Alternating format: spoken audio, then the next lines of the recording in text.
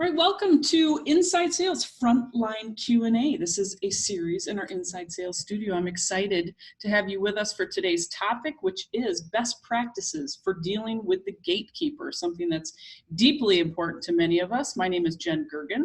I'm Director of Operations for the AAISP, and it is my pleasure to welcome Mr. Inside Sales himself, Mike Brooks. Mike, how are you?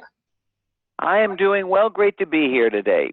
So excited. And as you can see, there's some info on the screen so you can learn more about Mike, particularly check out his blog. A lot of great resources in there. But without further ado, let's just take it off with our first question for today. So, Mike, how do you pitch the gatekeeper so they'll put you through? Okay.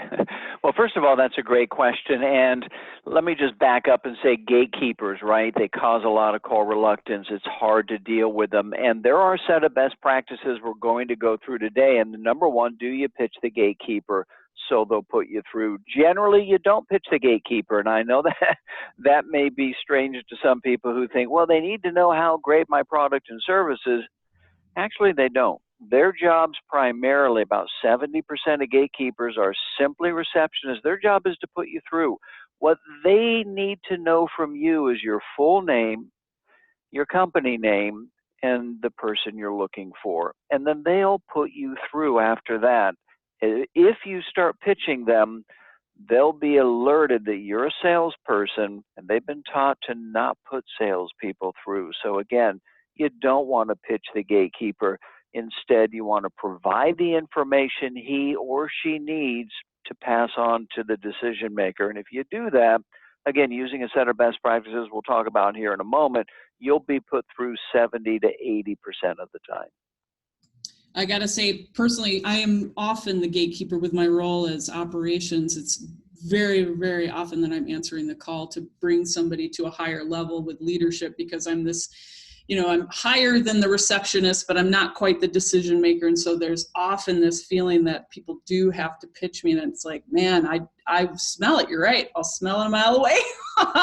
So that's good advice. So let's move on to the next question. So how do you deal with their interrogations? It's a great question. And once again, we talked about gatekeepers causing call reluctance because people get interrogated, they get blown off. Hey, questions like, will they know what this call is regarding? Have you spoken to him yet? Do you have an appointment? These are the interrogations we're talking about. But here's the key.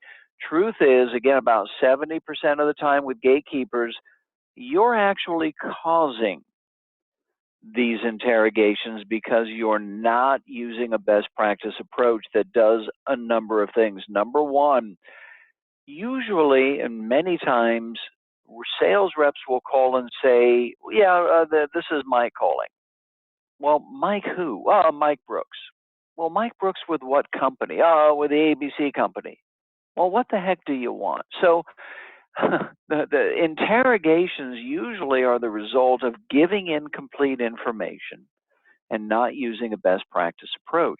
The way you handle gatekeepers, and again, Jenny brought up a good point, you're more of almost, you're a higher level, almost an influencer, right? So in those cases, 30% of the time you're dealing with either assistants or higher level people, and you do have to explain a bit when you're asked for the information. But generally, 70% of gatekeepers are, again, receptionists, operators. The way you deal with them is simply, hi, may I speak to John, please? May I tell him who's calling? Absolutely. Tell him Mike Brooks with the ABC company is holding, please. May I tell him what this call is about? Certainly. Tell him it's regarding his lead generation system. I'll be happy to hold, please. Wow, listen to that. That's a good tip. Holding. Wow.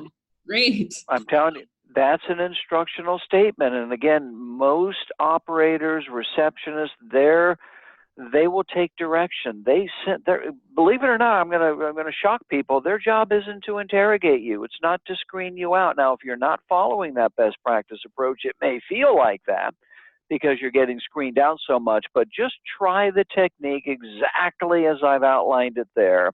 In fact, if you go to my website, there's even a free webinar you can watch that lays out that technique. But if you use it, you'll be sold in a day. It'll change your experience of cold calling.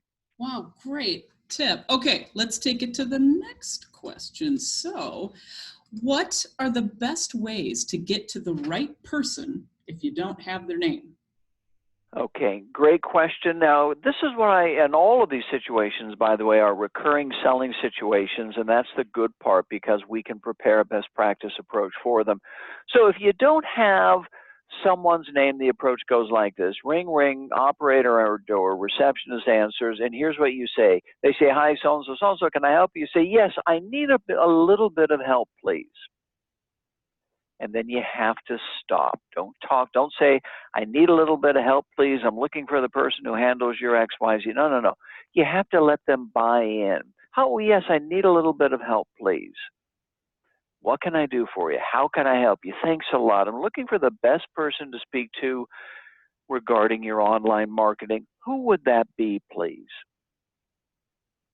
So in other words, you're very assumptive. Number one, you ask for help, you get their buy-in. You're always using that magic word, please.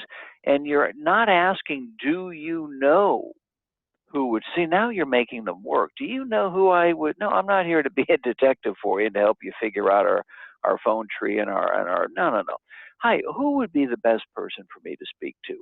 Oftentimes, if you ask it in a directive way like that, even if they don't know, they'll put you through to the department whereby you can continue to ask in that way. Well, that's good too. Thank you for that advice. I think there's Sure. something too about the timing thing, like you say about pausing. So I'm East Coast here. I live in Brooklyn, New York, and so I speak very quickly. And I am used to having to jump on, and I'm moving at a fast clip. So I'm often told to slow down, and they have a hard time hearing me. So do you have any tips? Sorry to put you on the spot with this one. Any Yeah. tips about how to talk at a pace that isn't obnoxiously slow and puts Yeah. in guard? But any advice there? Yeah, and in a big time, in a big way. You need to match the pacing of the person you're speaking with. You just do. So if I get on the phone with you, Jenny, you're talking really quickly. Hey, I need a little bit of help, please. I'm going to be really quick. I'm going to match your pacing. I'm not going to match your accent. I'm going to match your pacing, though. And I coach sales reps and sales teams on this all the time. You have to speak at the same pace as the person you're contacting. Because if they go really quickly and you're talking really slow, you're going to be obnoxiously annoying. Vice versa. If they talk real slow, and you talk really quickly because you're calling from New York, but you're calling down in the South, and they're like, hey, relax down there. You have to match the pacing. I do think that's important too, as particularly in any kind of remote work, is that you're talking to people all over the country and perhaps the world. And there is just way different etiquette about speech and how to interact with people. So that's a whole nother webinar. So let's move on to the next question. So what if the name you have is no longer there or not in that position any longer? Yeah, that's great too. And this often happens as well. Hey, you're following up on a lead. You were used to talking to Dan last time you or even the company or someone at the company reached out. It was Dan. So you call, you say, hi, I'm looking for, Dan Smith, please. He's no longer here. All right, guess what? This is a recurring selling situation. All you need to do is be prepared for a best practice approach. What you do in this exact situation, you say, oh, no problem. Who has taken Dan's place, please? You need to be prepared for that. You can't say, oh, well, who should I talk to? What are you doing? You're putting them on the spot, making them work hard. No, who's taken his place, please? I'm really not sure. No problem at all. Could you please connect me to the XYZ department, and I'll find out from there, please. That last bit there, that's perfect, yeah. Yeah. But again, all of these, and Jen, one of the things I teach, and I wrote in my last book, there is a secret of sales. There's actually a secret. And the secret is 80 to 90% of the selling situations you get into are recurring. You're going to get them now. You're going to get them at the end of summer. Guess what? Christmas, all that wonderful Christmas music, you're going to get the same responses. So you better be prepared. Script out the best practice approach, practice perfection, so you'll never be stumped again in these recurring situations. And that's the hilarity of scripting, right? It's this idea that some people think it's going to make you sound robotic, but it actually does the exact opposite. Is the more practiced you are, the more natural and authentic you will be. like any professional, I mean, look at somebody, look at an actor, he's delivering or she's delivering a scripted set of words. It doesn't sound like that because they've, guess what, taken the time to practice it, internalize it, and then they get to deliver it naturally. They get to go with the flow with the person they're speaking with who's reading the other scripts. And I guarantee you, gatekeepers and prospects all have their scripts. Things like, again, will they know what this call is about? Or, hey, just email me something. That's your prospect script. And if you don't have a good script to come back with, you're going to have a hard go of it. Well, on that, I think that probably is our last question. So Mike, thank you again. I'm going to put your information back on the screen so people can connect with you directly and get more bits of wisdom, learn about your books, all of that. Again, thank you so much for taking the time for being with us today, everybody, and to you as well, Mike. Absolutely. Happy calling, everyone.